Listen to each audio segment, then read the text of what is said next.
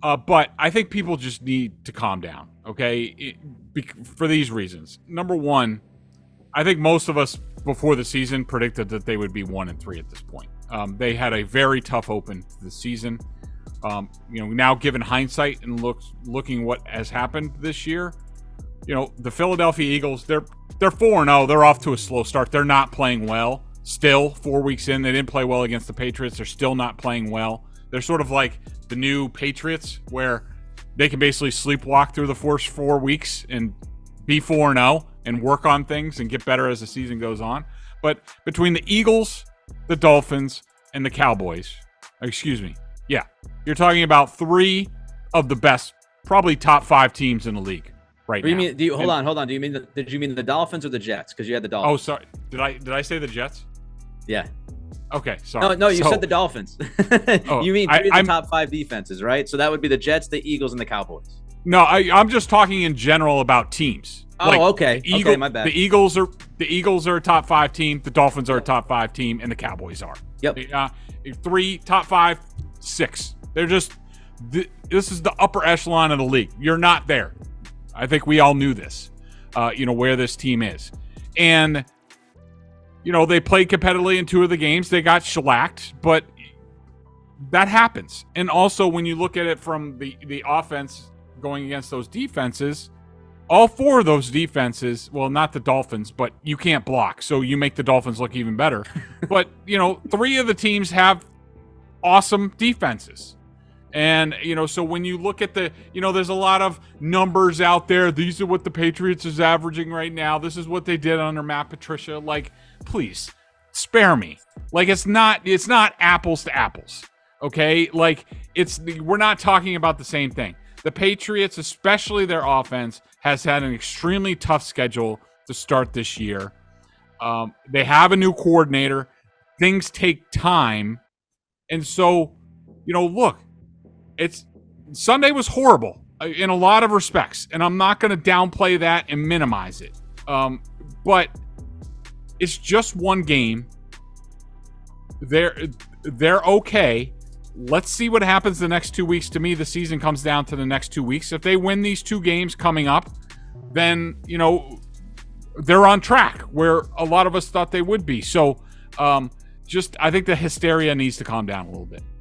Yeah, I thought you were talking about the defenses. That's my bad. I meant the top 3 of the top 5 defenses, obviously. But yes, those 3 teams are 3 of the best teams in the league so far. It's a good point, and it's the right point.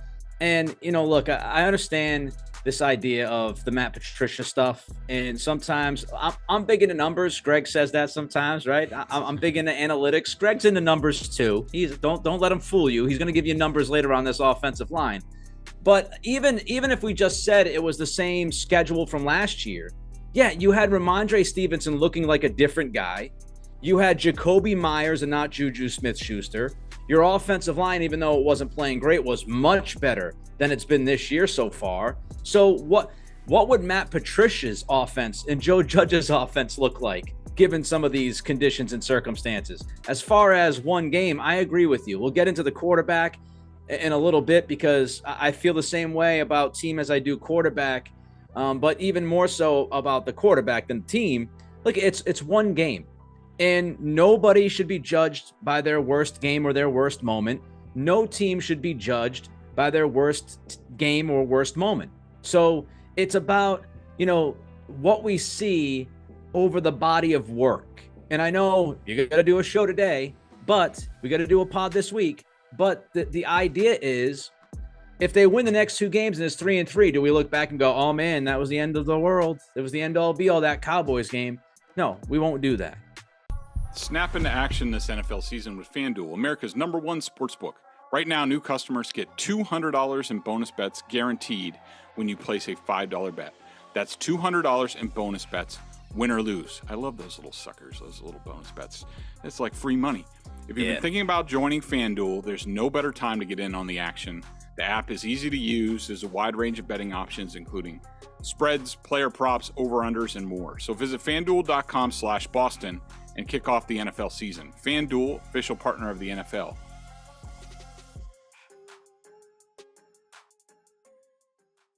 Do you have anything else, Greg, before we move on to the offense? So, I just wanted to say that, I think that, this team, when you look at it, where they are, look, there's 13 games left. And I think this game, to me, felt a lot like the Kansas City game in 2014. Now, I'm not comparing these teams. We know who the quarterback was. We know that team had Super Bowl talent on it and when it ended up winning the Super Bowl that year. But, they went out there, they lost, I think, 41-14, national television, Kansas City. Tom Brady was terrible in the game, threw a pick six, got pulled with like most of the fourth quarter left. Jimmy Garoppolo came in. There were questions. Belichick fielded questions after the game about, is Tom Brady still your starter? So these things, these things happen. They do, even to the best. And we might as well get into the quarterback right now, while we're at it, because it's, look, Tom.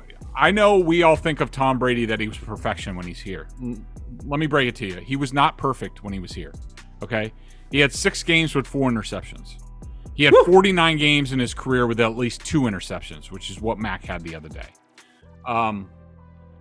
There have been games where he looked terrible, where nobody was open, the pressure was getting to him, he saw ghosts, and what we saw from Mac Jones on Sunday, to me, once the strip sack happened, he was fine until then. Then the strip sack happened, which, look, can't happen. He got sped up, and that's what happens when your quarterback has faced just undying pressure to start this season. And I'll bring up my stats now. On Sunday, he was pressured 52% of the time. It was by far the most he has ever faced in a game with the Patriots in his career. Not coincidentally, it's the worst he's ever looked. That's what pressure does to a quarterback. I don't care who it is. I don't care if you're Tom Brady in his prime. If he's pressured on over half his dropbacks, he's going to get affected.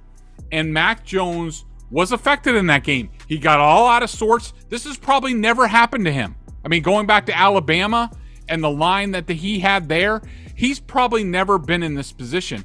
But what I saw was a quarterback that lost his mind. And that is the effect that pressure has on quarterbacks. And it's not just this game. To start the season in the first 4 weeks, in 4 games, he's been sacked 8 times. He's been hit another 20 times. He's been hurried 40 times. That's 68 total quarterback pressures. That's a pressure rate of 41.2%. And just to give you some context, in my history of doing this, with Brady, with pocket quarterbacks, about 33% is sort of like the dividing line. Anything over that, you're chancing it for the quarterback. Anything over 40, you're in big trouble. That quarterback basically needs to pull the game out of his rear end. Anything over 50, red light, you're done. And for the season, he's been pressured 41% of the time. Their run blocking was terrible on Sunday. It was like 54% stuffed run rate. For the year, it's 35%. So more than 1 in 3 of their carries goes for 1 yard or less. The blocking is terrible. The pressure got to Mac Jones. And I know some people are like, oh, look at his attitude on the sideline. Look at him after the game. That's the effect that pressure has on quarterbacks. It's basically like PTSD. Like, I think he was in shock. Like, it's one of those, like, I'm sure a lot of our listeners have seen the movie Slapshot. Remember the goalie when he has all those shots in the game and he goes back in the locker room and he's still seeing shots and he's freaking out and he sees, like, that's what happens to the quarterback. Mac Jones was seeing ghosts. Anytime he saw Micah Parsons, even a part of his jersey, like, after the strip sack and after the pick six, like, he was freaked out. One play, I thought that he forgot what the play was when he dropped back. He just took off. He went into a 3-step drop. Nobody else was doing that. He just took off. Like, he lost it.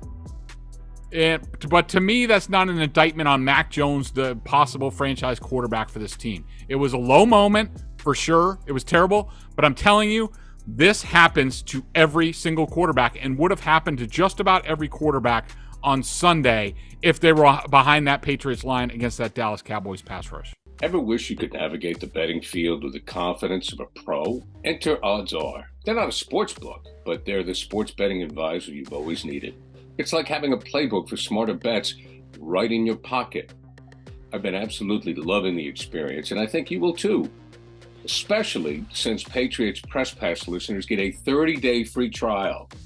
Elevate your game day and join the smart betting revolution. Go get it at oddsr.com/presspass. That's oddsr.com/presspass. This happens to every single quarterback and would have happened to just about every quarterback on Sunday if they were behind that Patriots line against that Dallas Cowboys pass rush. Completely agree with you. I could not agree with you more. Go back to Patrick Mahomes against Tampa. Remember his offensive line was banged up and Mahomes had no time to throw the football, and it was everybody's go, what's wrong with Mahomes? People don't like talking about the offensive line because it's not sexy. The quarterback is sexy. The quarterback you can break down because everybody watching the quarterback could say, oh, bad decision. We can all see it. We all know it. We don't really know when an offensive guard doesn't necessarily block somebody the way he's supposed to, right? We don't really know when they're, not blocking slants and all of that up front. We don't know those intricacies of trench play because it's boring and it's stuff, and Greg brings it up and people go crazy on Greg. Oh, offensive line play. But what Greg is saying is absolutely the truth. Any quarterback on God's green earth, if they're getting pressured more than 50% of the freaking time in a game, guess what? That quarterback's not going to play well. Now, does that excuse the decision making? No. You gotta take care of the football in the strip sack. You can't throw across the field for the pick six. That's a horrendous decision, and nobody is defending that. This game was mostly on Mac to a point because of those plays and the way that he played. But if you're expecting a quarterback Y, to be back there in the pocket on Sunday and be able to pick apart this Dallas defense, given the situation that Mac was facing, you have unreasonable expectations. That's on you. I also want to just look at the coaching for a minute, because there is a reason why all of this pressure is happening. And one shining example of that is by leaving Micah Parsons on an island against Vidarian Lowe multiple times in this game. Bill Belichick will forget more football than I will ever learn. But Greg and I and many others talked last week. And if you are going into this game as an offense, if you have one job, we talk about doing your job. If you had one job this week that we just saw against Dallas, if you had one job as an offensive line and as an offense, it would be pay attention to Micah Parsons. How many times do we say it? Bill Belichick never gets beat by the best player on the other team. Micah had like 10 hurries in this game. He was living in the backfield. How does that happen? It's not just a talent issue. Vidarian Lowe was awful against the Jets in pass protection. How was he left alone? The strip sack happened, Fowler one-on-one against Vidarian Lowe. So it's a lack of talent, and it's bad coaching. It's things that weren't happening until the last 4 or 5 years, and especially not at this consistent of a rate. Everybody and their mother knows Micah Parsons just absolutely can demolish a game. As a matter of fact, he's a big reason why that he just absolutely killed the Jets. Like, the Jets decided to go one-on-one. The Giants did some of that. Like, he's going to murder you when you do that. It's inexplicable. It's absolutely inexplicable. I agree with you, Nick, about it looked like the game plan coming in by, Bill O'Brien. And, we talked about it last week. In full transparency, I thought the same thing. I thought that the Patriots were going to be able to go toe-to-toe with this Dallas defense. That they were going to be able to run the ball between the tackles. Me too. The Cowboys are small on the interior. And they, because we've seen them, the Eagles game, they ran, a bunch of quick stuff. They didn't run any quick stuff in this game.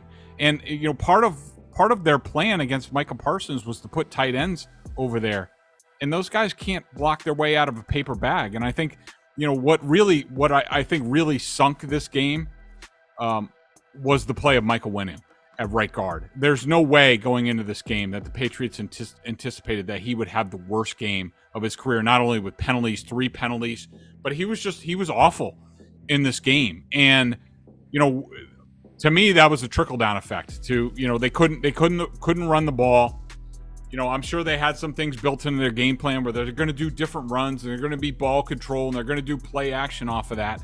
But, when about over half your runs go for 1 yard or less, and how many negative runs that they have, like it just limits what you can do. And now all of a sudden, you're playing right into the hands of what the Cowboys want to do, and they are the type of team that if they get up on you, they smell blood, and now they can pin their ears back. They could send more people. Like it was a bad game for everybody, basically all the way around. But starting with the quarterback, I mean, look, I'm not going to excuse Mac Jones for the way he played. And if he plays like that again, he's going to get benched, and maybe for longer. He has to take care of the ball. His job is, look, if your offensive line doesn't have it and guys aren't open, you just got to throw the ball into the ground, and you got to punt, and you got to keep going because at some point, maybe somebody makes a play. Maybe somebody falls down on Dallas, and then all of a sudden you get a Pharaoh Brown touchdown. Like, that's your job as the quarterback. And I think he forgot that. I think he also probably heard some of the voices that, we're all talking about, like, look, they're going to play a lot of man coverage. Mac's going to have to make plays. This is a chance for him to step up and have his game. And I think he tried to do too much. And I think a lot of this week is going to be Bill O'Brien reeling things back in. But I mean, with Mac Jones. But the number one thing is, if they don't figure out how to block better, not only pass blocking, but also run blocking. If they don't get the run game going, if they don't get the blocking going, this offense has no shot. I don't care who the quarterback is. They have no shot this season. So that's where they have to start this week against, a pretty good Saints defense. 55% stuffed runs against the Cowboys on Sunday. So 53% pressure on the quarterback, 55% of your runs were stuffed. Not a good situation. Again, I will agree with you on Mac. I feel like we always have to circle back and each say that Mac made terrible decisions, because as soon as you start talking offensive line, people's brains melt and they think that you're excusing some of the decision making. No, it's not excuse. He was awful on Sunday. He was dreadful. It's the worst game of his career. We all agree about that. It's just, to me, part of the conversation, and I heard this from a friend of mine who was texting me, after the game about, I don't like how Mac handled the sidelines, and that one picture of him literally a half a second when he's like smiling at Bailey Zappi. Everybody's going bananas. I saw plenty of camera shots during the game where Mac looked like he wanted to just murder somebody and was upset and disappointed. But we don't talk about those hundreds of camera shots. We get the one smirk to Bailey Zappi for a half a second. And people think like, he looked like he didn't care. I actually think it was the exact opposite. I agree with Greg, and I posted this on Sunday. After the strip sack, he sped up. He tried to do way too much. What he looked like to me was a guy that actually cared, was a guy that looked around and said, I've got to try to make a play because nothing's working. And he started to speed up thinking that way. So I think it's the opposite. I think he played so badly, not because he didn't care anymore. I think he started to press, and he started to put too much pressure on himself. He started to try to do too much. He knows you're not supposed to throw that football across the field. He knows that. He knows you're going to protect the football when you're running away from a pass rush. And I think he was just trying to do too much. With the busy fall season already in swing, you might be looking for wholesome, convenient meals for jam-packed days. Factor, America's #1 ready-to-eat meal kit, can help fuel you up fast with chef-prepared, dietitian-approved, ready-to-eat meals delivered straight to your door.